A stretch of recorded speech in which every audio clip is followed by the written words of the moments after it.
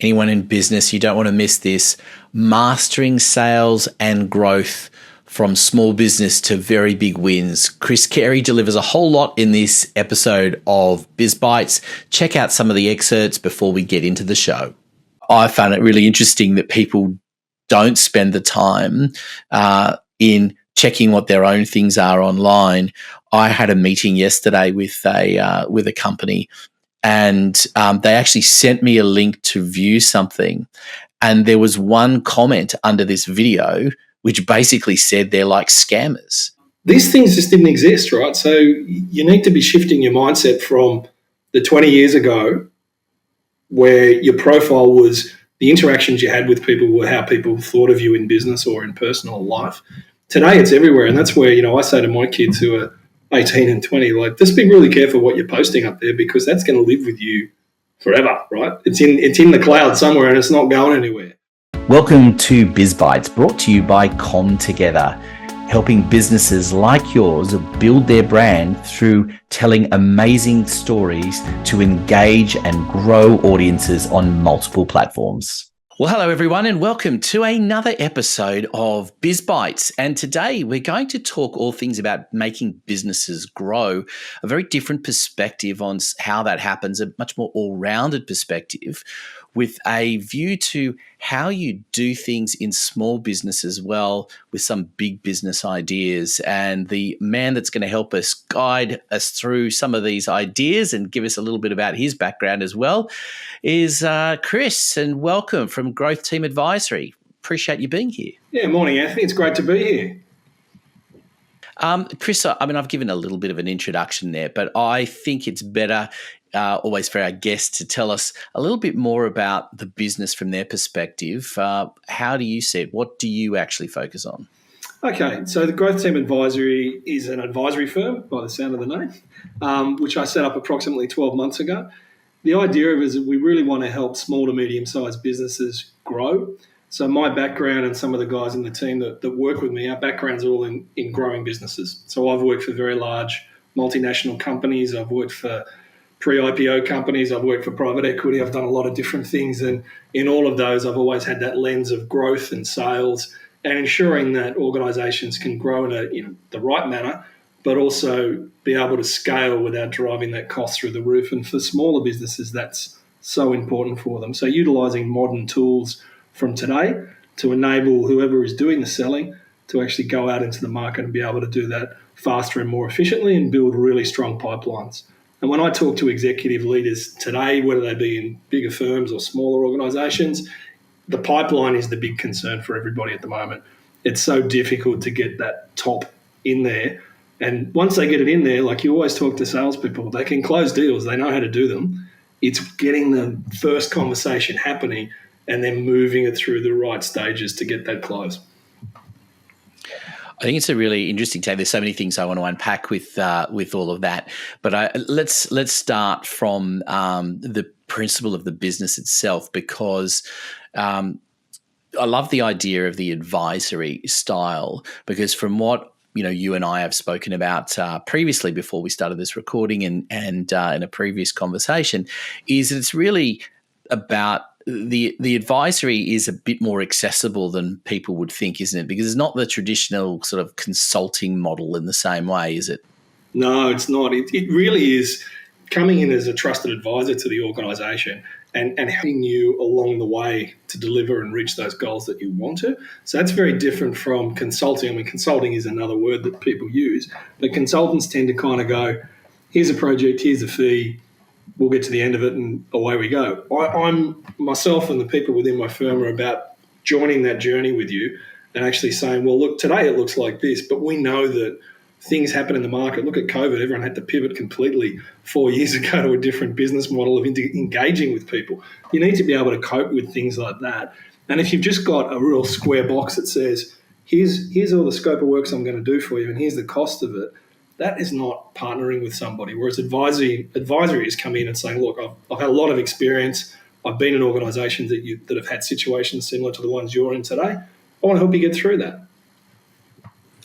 Yeah, I think it's such an important differentiation because you're absolutely right, and I think consulting gets a bad name at the best of times anyway. But the idea of collaborating and being in there, and I think as well, as I understand it, you're a lot more accessible in terms of that advisory idea than perhaps what people think, because normally people would expect that that's a big business idea, that they bring advisors in at some hefty fee, often in boards and all those kinds of things as well. And this is much more accessible, isn't it, for small business? Yeah, 100%, Anthony. It's much more easy because rather than saying, if you want to get people that have got the experience that I've got and the people in my team, you're paying a lot of money if you're going to employ them full time. Whereas what we're able to do from an advisory point of view is come in and do a small amount of time with you at a cost that you can actually bear within your business, but giving you, and let's just say if it was 1 day a week, every week for a month, right? The cost of that, what we can deliver in that 1 day of our 8 hours of time, is far more than if you're going to put on somebody that's a sales leader that, I don't know, let's pick a number that you're paying $100,000 to. Our 1 day will probably deliver you more than their 5 to 10 days of work just because of the experience. So that actually, when you think about that, having access to people with, I've got 30 years sales experience, right? Getting access to that, and people in my team have got 20, 15, all at high levels, right? Getting access to that at a price point that's acceptable for your business, your ROI, your return on investment is massive. It truly is. And part of the things that we do as well is we talk about what ROI do you need to get to make this a worthwhile exercise. All right, well, here's what we need to do, but you, in partnership with us, there's things you're going to need to do to deliver that ROI as well. And I think the important thing about that is not just the ROI, but the fact that it is a collaboration, as you said before. And I think that's an important differentiation, because definitely, I'm sure you've done it, I've done it in the past, where you do that sort of consulting style gig where you're going in for a project and someone's come and said, we want X and this is what you need to do to be able to deliver that. And, that's where if you're in a different situation where you're advising them and it's much more of a longer term relationship, isn't it? I mean, it changes, I gather, as the relationship builds. Yeah, it does, and I think too, as the organisations we work with change as well. I mean, they grow through our help and through their own actions, but as they grow, their requirements are different as well. So you might be a very small company that's turning over, I don't know, $2-3 million. We help you to get to 5. Your organisational structure needs to be different. So maybe you need some advice in the human resources area. We've got people we can bring in to help with that. So it truly is that partnership. And the key to it, Anthony, is it's like a tap, right? If you only need a small amount, you can turn it on for a small amount. But if suddenly you go, wow, this is actually producing really good returns for me, I need to actually accelerate this, we're available to do more time with you to do that. Whereas a lot of the times you'll end up with a scope of work from a consultant that says it's 8 hours a week, here's the outcome. Anything outside that scope, I'm going to charge you more money for.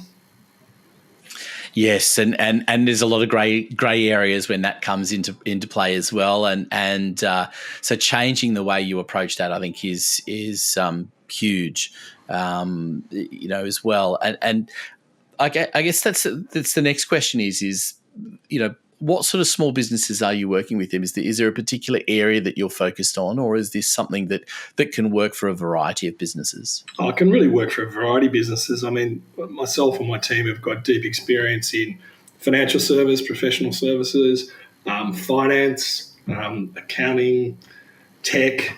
I worked for HP, I worked for Dell, I worked for Canon. So there's a lot of deep experience we've got in different industries. But what you find is that the problem normally is the same problem, just with a different way of putting it together. And the solution to that problem is applicable across different industries. Sure, if you're dealing, B2C as opposed to B2B, it's probably a different way to go to market. But your solutions end up being very similar in the way you're going to go and execute those. Because sales is just a conversation, right? Like you and I are having right now. We have a conversation, we build up a rapport, there's a bit of trust that's built up. And once that trust is built up, you then can move to that next session of, you've got awareness. I'm now going to consider what offering you're putting forward. And then if I trust you and I think the offering is right for me, I'll actually move to engaging you for that offering. And that's really that's a simple sales process: awareness, consideration, acceptance. it's that simple, and it doesn't matter what industry you're in. Everybody does it that way. Yeah, and I think that's an important thing as well. Is that bringing that big business idea to small business? I've heard it spoken about, and I'm sure everyone out there listening in small business has heard it spoken about. But the difference is actually making it real and actually making it work. And I think that's an important differentiation. I mean, having access to that sort of level of expertise in that particular way is, I think, a bit of a game changer to the way businesses can think about how they actually want to grow. Rather than chugging along and doing the same thing and hoping they're going to learn as they go. Yeah, look, there's a bit of a saying that I certainly didn't invent this, but one that I've heard over my career many, many times, skill and will.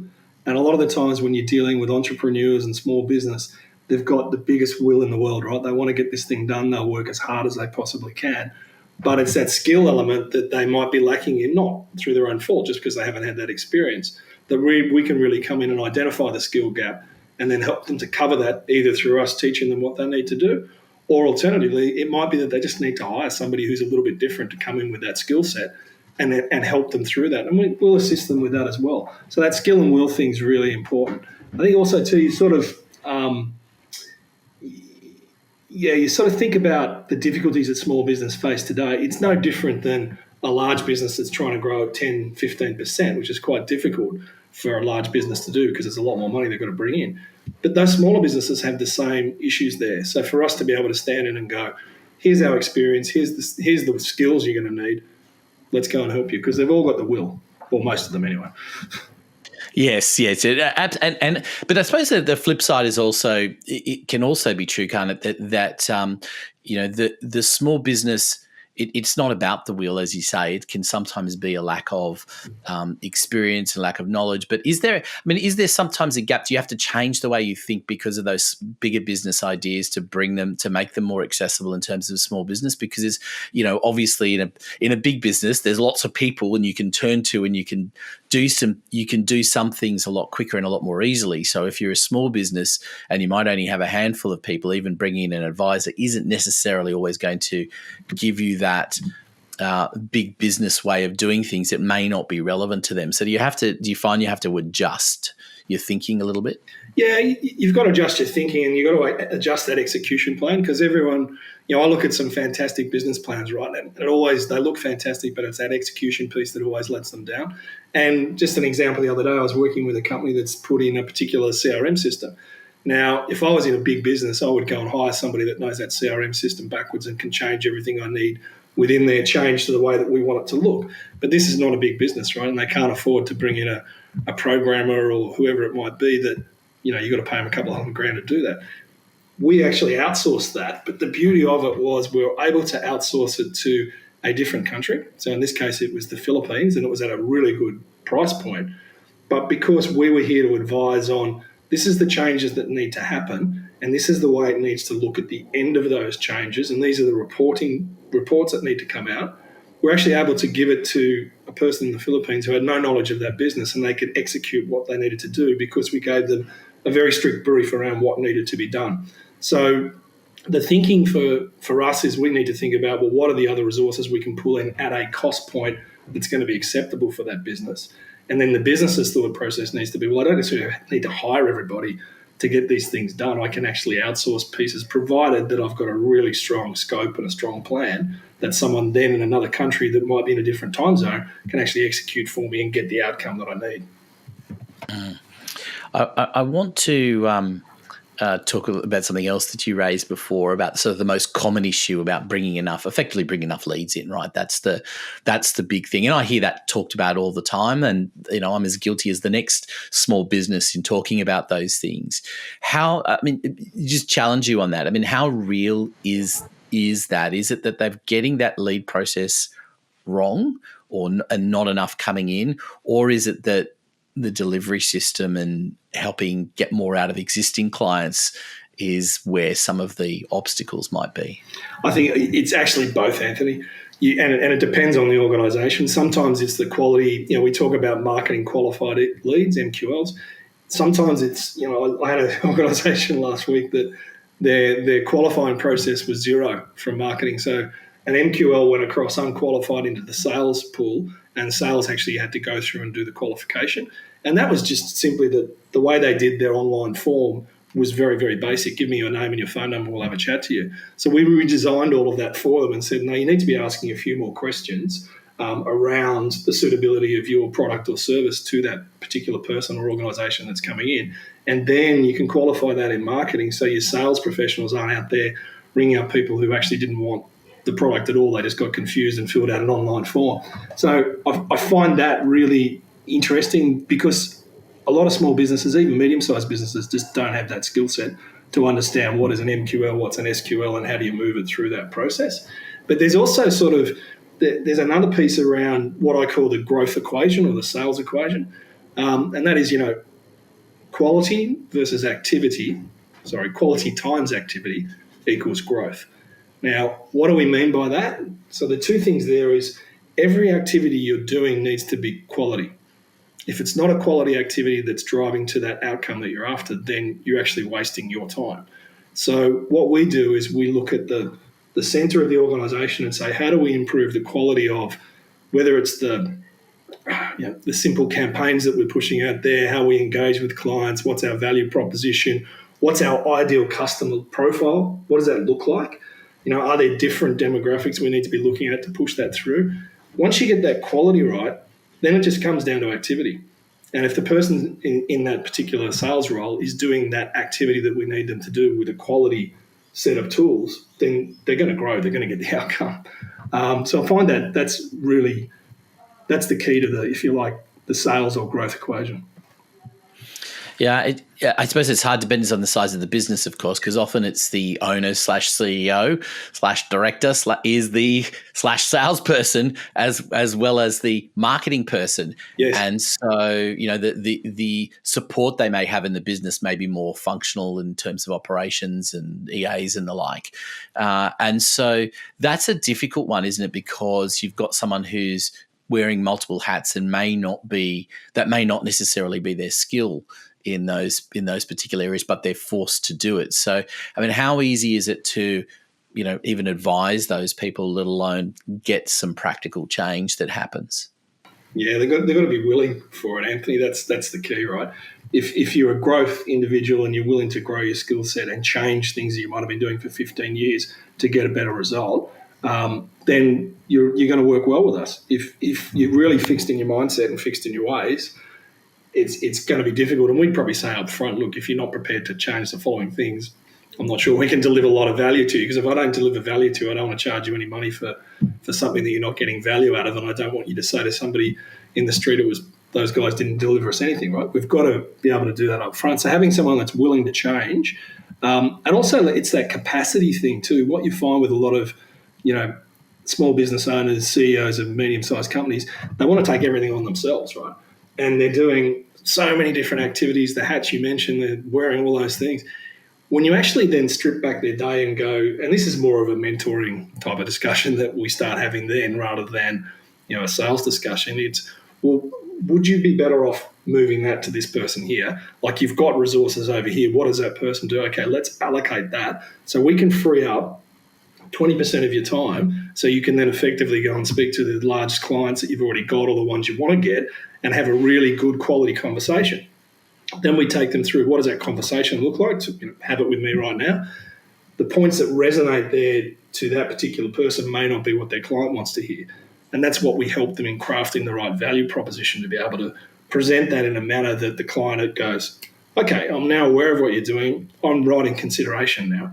I really understand. And having that also on your website so that people can research that. I don't know if you know a lot of these statistics, Anthony, but most sales today, 70% of people's awareness, so finding about which person they want to go to, which organisation they want to go to, excuse me, 70% of that is done before they even engage a salesperson. So when you go back 20 years, the internet was really quite small. People would have to make phone calls. They'd have to get 10 salespeople to come in and have a chat with them. Not today. Today you've got 70% of that journey, that customer sales journey, has already happened before they engage you. So if your content that's in the public domain is not right, then they're not going to go 70% with you. They'll do that research and they'll move on to somebody else very, very quickly. So that's where those chats are quite important. It's interesting because it's been a long time being one of my favourite expressions is you never know what you're missing by having poor communication. Yeah. And that's effectively what you're talking about there is that. And I mean, it's a big reason why I do the podcast thing with a lot of people and a lot of clients, because at the end of the day, that's going to provide authentic content for you and on a consistent basis to educate both your existing audience and your potential audience. And if people aren't regularly hearing from you, then, it's A, you're not in the conversation, but B, as you said, people are looking at it and they're seeing stuff that's old and they're going, well, there's not, they're not up with it. There's not attention to detail. And I think that's those psychological messages that are sent through. I mean, I found it really interesting that people don't spend the time in checking what their own things are online. I had a meeting yesterday with a company, and they actually sent me a link to view something, and there was one comment under this video which basically said they're like scammers, and I was like, well, I already had some doubts, but that's kind of confirmed it. So you've got to be aware of what's being said online, both of what you're saying and what other people might be saying as well, because that can completely transform, the ability of your business to succeed. Oh, 100%. And you think about even what we're doing today, Anthony, a podcast that's come from an iPod, right? Which the iPod was brought out probably, 25 years ago, maybe less. These things just didn't exist, right? So you need to be shifting your mindset from the 20 years ago where your profile was the interactions you had with people were how people thought of you in business or in personal life. Today it's everywhere, and that's where, I say to my kids who are 18 and 20, just be really careful what you're posting up there, because that's going to live with you forever, right? It's in the cloud somewhere and it's not going anywhere. So, I think the same is with business today too. There's a record of what your engagement with people in the cloud somewhere. There's a record of what your website looked like 10 years ago. You need to have things up to date. And if you think about selling, let's use that dirty word, selling instead of growth. If you think about selling, 20 years ago, you'd send emails to people, right? And you'd pick up the phone and ring people. Now, an example, how many phone calls do you get a day from unknown numbers, right, that you don't answer? I get probably 10, and I just let them go through to my voicemail, and normally it's an app developer wanting to build something for me. And then emails is another really interesting one.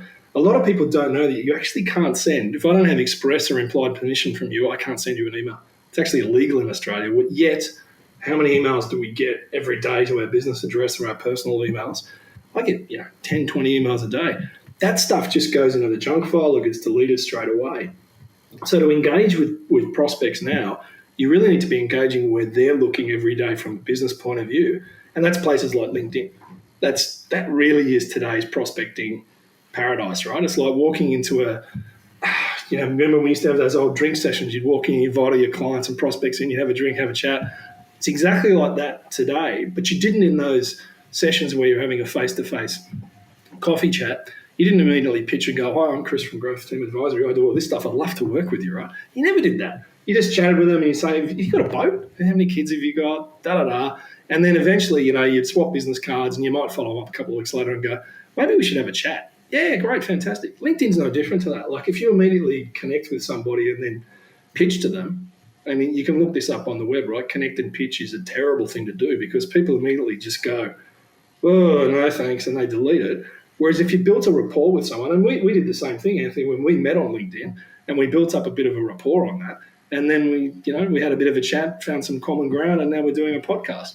That's where it is today for you, the biggest prospecting field. I mean, there's 1 billion people on LinkedIn, and in Australia, there's 14 million people on LinkedIn. That's more than half the population. So it's a huge area. It's a massive area, and I think, but it is an interesting space as well because there are two things that are making it difficult in that space, and one is the one that you just talked about, the amount of people that contact you and pitch, hello, here's buy my services. I mean, I get several of those a week, and it's almost like a cut and paste as well, and that people are doing it. So I don't know whether it works for them or not, but it certainly doesn't work. It certainly work with me. And the other part that I think is a really interesting trend is AI. Again, you and I met through LinkedIn because we had real interactions, but that's the point where you can benefit by getting some cut through by demonstrating that you're a real person. It sounds ridiculous, but it's true, because the volume of AI generated not only content but comments on LinkedIn is huge. And so that gives you the option of standing. It's a bit like customer service, right? Yeah. There are so many fully automated processes these days that if you actually offer customer service, you stand out. And I think that's the important thing. That authenticity, again, it's the reason why I love the podcasting platform, is because there's no denying the authenticity and the realness of the conversation. Yeah, look, we're not artificially generated, which is good. So I agree with you. The podcasts are fantastic. And it is really, I think I told this one to you last time we caught up, but I love these, app developers that send you something on LinkedIn saying, we're an app developer, can I build you an app? And I respond back to them, yeah, can you build me an app to stop app developers contacting me on LinkedIn? And they come back, two of them came back and said, yes, I can. And I'm like, can you look up irony in the dictionary? Like, seriously? But that was probably AI generated, all of that, right? So it doesn't have the ability to work it out. And that's another topic, and this is probably a topic for another conversation, is AI in sales. Like, there's all this talk about there's these great products we're bringing out now that we can click onto your LinkedIn and we can click it onto this and it'll generate all this content for you and stuff. But in the end of the day, what you said so right, it's about being real and present. That's what makes a difference in the relationship. It's not just a really fancy AI email that goes out to someone every month reminding them of where you are. It's that reality of being here, whether it's on the screen or in person, and engaging and forming a relationship.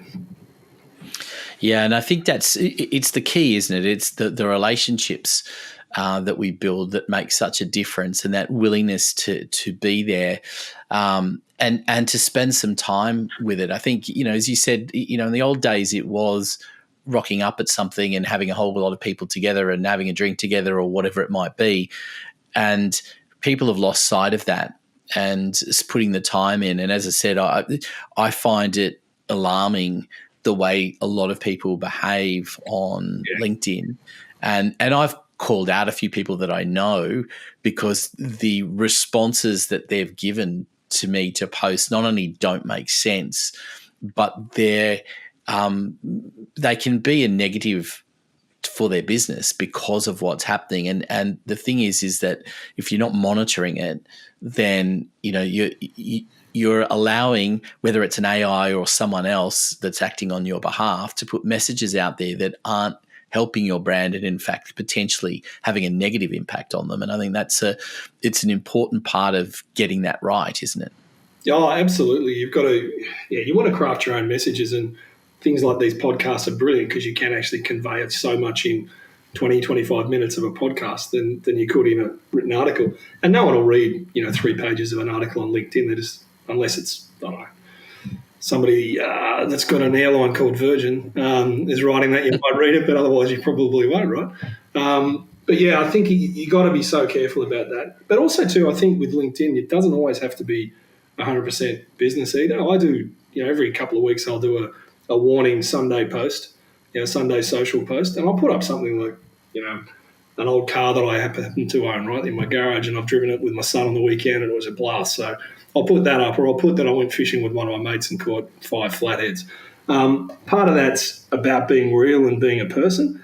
And when people see that content, I get so much more reaction on those social ones. I did one the other week of just a bottle of wine that I'd found downstairs that I didn't even know I had, and it was 20-something years old. Drank it with my wife and a friend, and it was superb, right? And all these people go, I've drunk that wine, that's fantastic. And you just get this stack of engagement on it. So it's not always about that business piece. It's about being real and being personal that people engage with as well.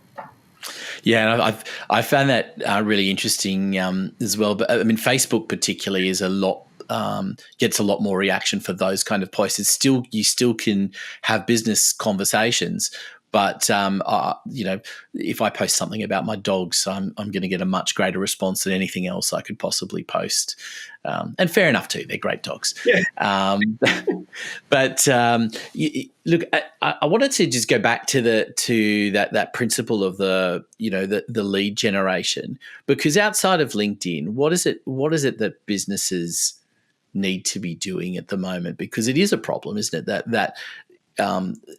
That knowing where to go for leads. People are always looking for that gold ticket, which I don't believe actually exists. I mean, from a marketing perspective, the truth is that all of the activities that you do, whether it's the old-fashioned letterbox drop right through to LinkedIn, the response rate is not grossly dissimilar. Yeah, look, if you have, with LinkedIn in particular, right, if you have a methodology that you're using and a process that you follow, you will get much better results. So one of the things that my firm does is we do a LinkedIn social selling course. It uses LinkedIn, it uses X, which used to be Twitter, and it teaches people how to engage on that. And it's very interesting that once we put people through that program, which is the 12-week program, they come out and they normally get 10 calls like this, 10 calls on Zoom or whatever per week from certain activities that they do. Now, those calls don't result in sales, right? You never get a sale first up, or very rarely. But what it does is that actually you're just building your network. The whole idea of it is to build your network with people that are like-minded, want to be successful in business and want to engage. If you can do that, you mightn't get any business from that person for 12 months, 2 years, 3 years, but at some point in time, they're following you, they know what you do, and they go, oh, hey, Chris does that. I might give him a call, and they contact you, and away you go. And so for me, it's just about having, and those 10 meetings are really about, when I do them, I just want to find out what the person does. And then what you're hoping, and it's a bit like that cocktail party again, right? You sort of ask, what do you do, Anthony? You take me through, I do podcasts. And then at some point in time, you'll go, what do you do, Chris? Oh, this is what I do. And that sticks in the mind, and they go, oh, I might be able to use that service down the track. And then eventually something will come of it. If it doesn't, you've got a great network that's actually liking your posts, following you, and getting you more and more exposure across LinkedIn. Yeah, and it's why it's so much more important to have those real conversations than just your standard networking style pitch, because it's what you remember are the stories that go around it, not necessarily the detail of what you do.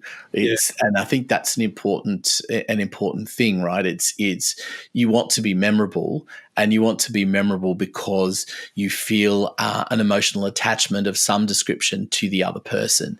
And that's what, the amount of times where you meet someone and go, yeah, I'm an accountant. Okay, well, that's not memorable at all, right?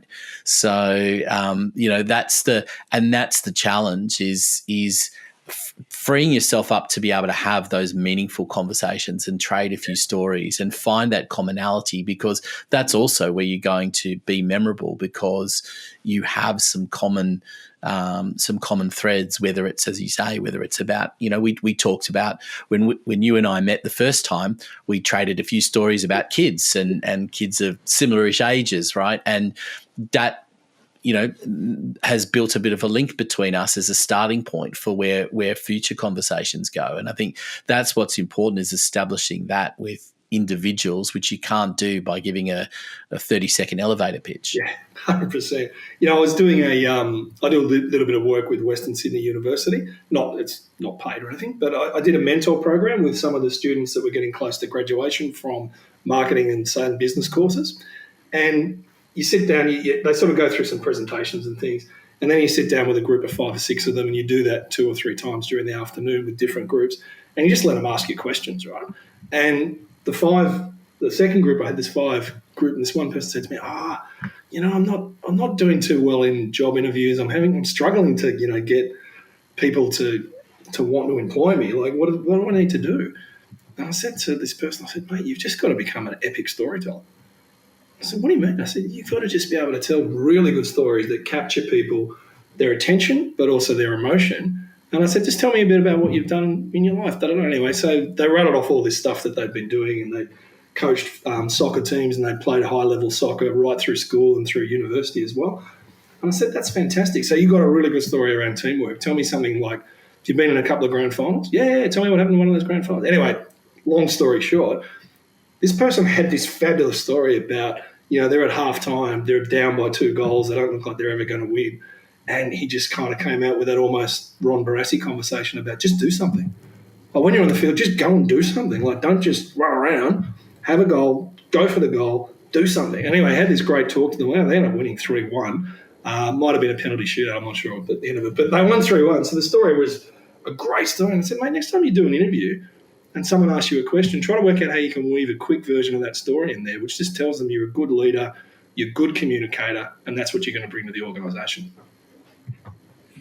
Yeah, and I think it's just so powerful, isn't it? I mean, clearly you remembered it because you've just retold it, right? And that's I think is the true sign of it is that if you find yourself retelling stories from other people, that's when you kind of want to go back to them and go, did you you actually left an impression on me in a positive way, and I've remembered this story. And I think that's an important element of it. I just wanted to, before we sort of start wrapping things up, I wanted to ask you a little bit about your background, because I always find these stories particularly fascinating. Is tell me a little bit about, where you were, high school. What was the dream of wanting to become? Because I know I've read of where and I'm sure you're going to tell me the story in a minute about where your first job was. But what was the dream when you started out? I actually wanted to be a musician when I started out. I played in a lot of bands when I was in high school, and I thought we were going to be the next sort of U2, so we'd go out and do that. But that was not realistic and probably never going to happen, and it didn't happen. So I actually just started working in the Commonwealth Bank. That was my first job, and what I was doing in the Commonwealth Bank was putting checks into a machine that read the microencoding at the bottom of them, and then you just had to make sure that it all balanced. Little did I know that was going to lead me into working for a bank called Chase A&P Bank, which happened around deregulation, and then I worked for ABN AMRO, which was a merchant bank, and I started off financing cars and then moved to trucks and then moved to planes and ships and things. Then I ended up leaving there, and I went to India and started a finance company in India for one of my mates, which was a bit of fun, and then came back and just did a whole bunch of other senior management roles that eventually got me to my last role, which was Chief Growth Officer of Findex, which is the 5th biggest professional services organisation in Australia and New Zealand. So you never know where your journey's going to start, or you never know where it's going to end either. So I'm not sure if that's a story you're after, though. No. I'm fascinated as well that where the entrepreneurship and the like came from. I mean, is that something that comes down from your parents in any way? And because that's the trajectory that you've gone on, and obviously out on your own these days.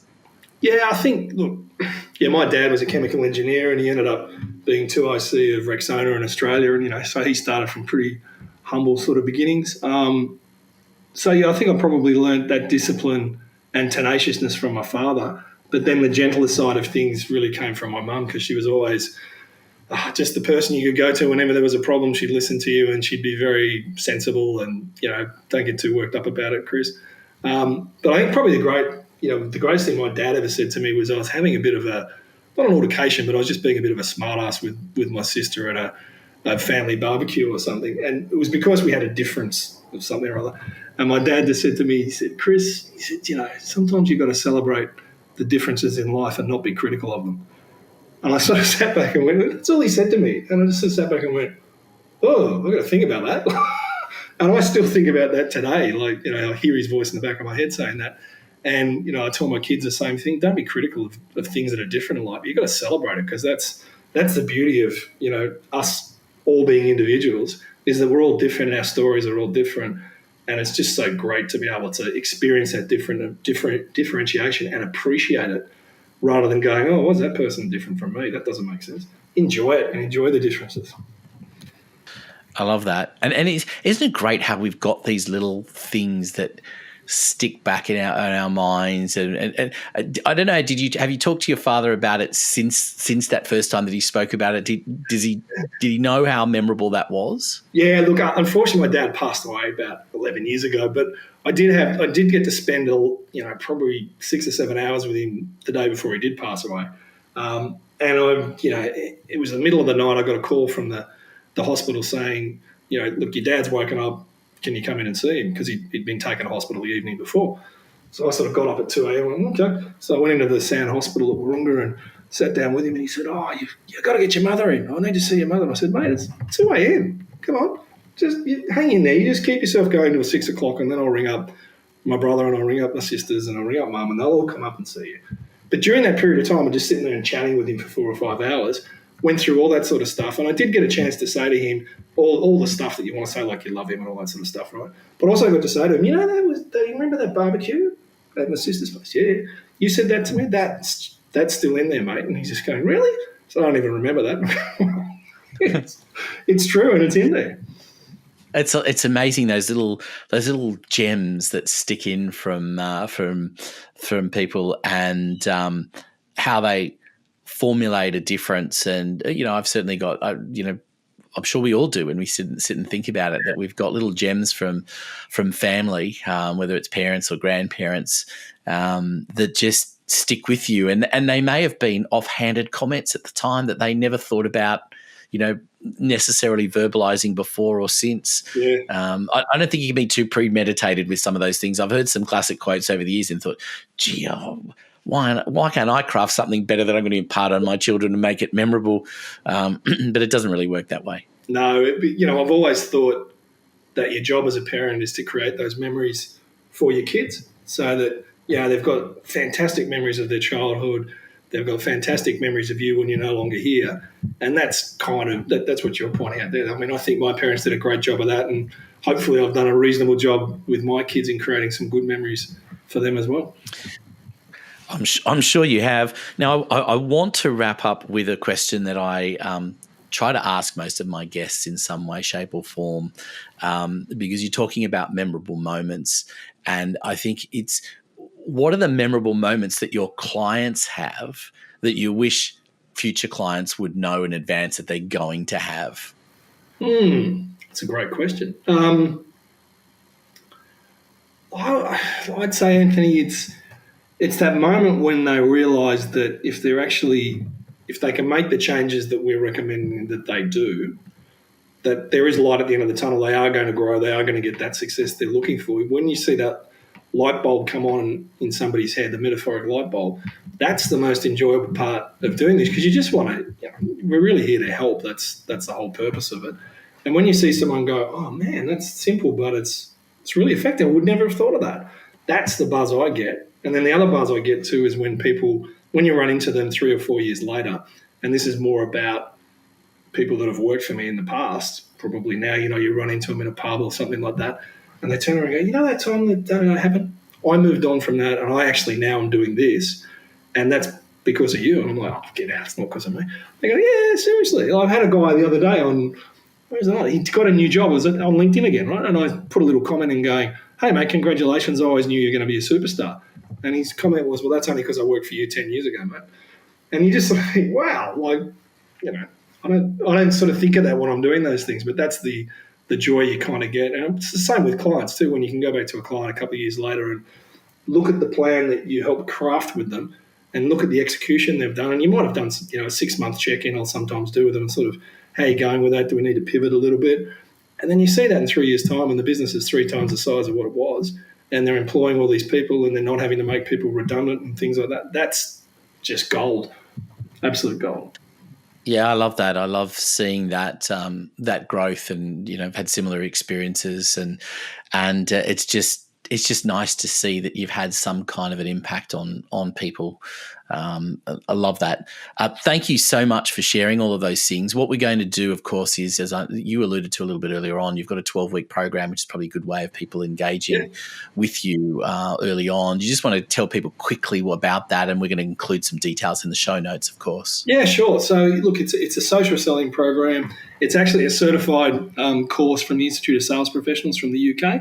It takes you through 12 weeks. There's 6 modules which help you to craft your profile better, have better engagement with people, think about the content you're doing, how do you connect with people, how do you create that relationship to then earn the right for them to ask you what you do. So taking them all through that.